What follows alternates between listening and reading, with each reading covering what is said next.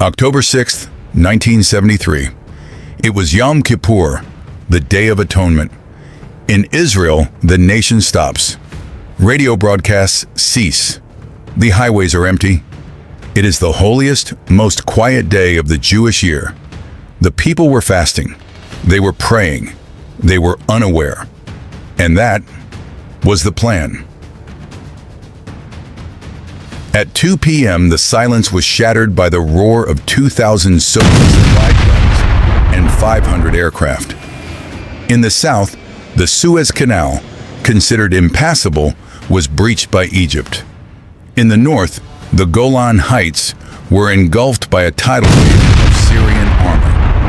In 1967, Israel had achieved a stunning victory in 6 days. But in 1973, in just 6 hours, that sense of invincibility was annihilated. Israel wasn't just losing, they were on the brink of total destruction. This is the story of the day Israel was almost defeated. A story of arrogance, intelligence failure, and the gritty, desperate battle for survival that redefined the modern Middle East. Welcome to History Codex.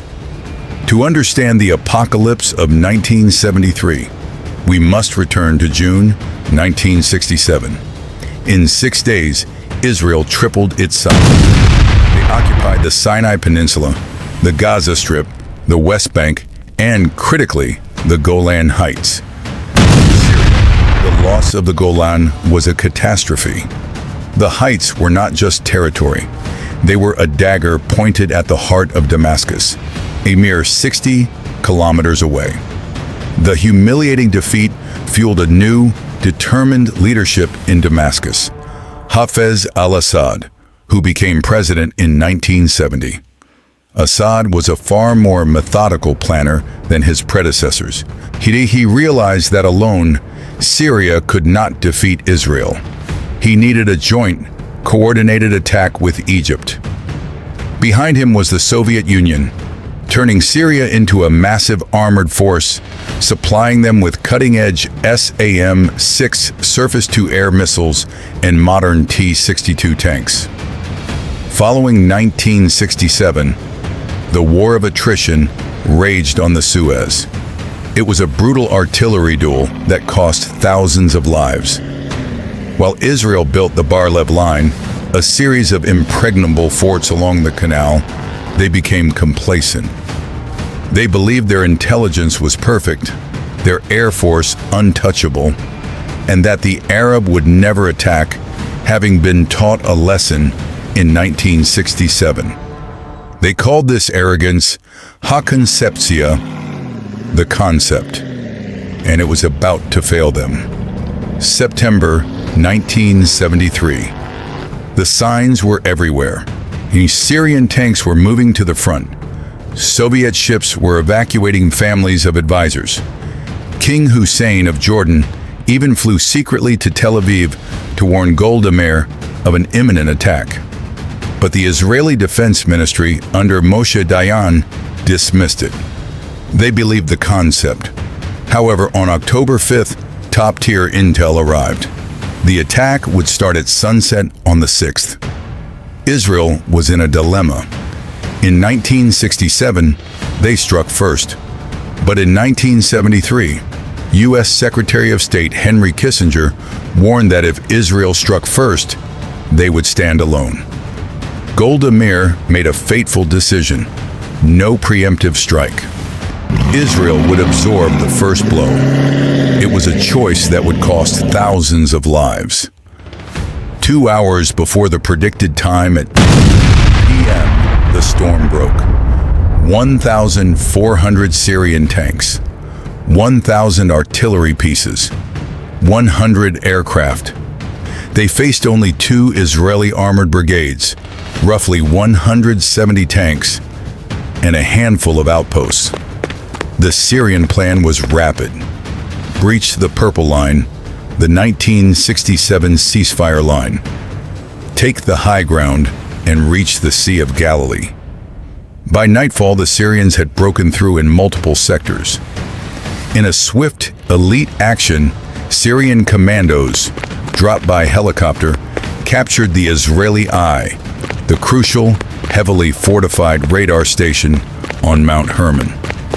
The Israeli defenders were slaughtered or captured.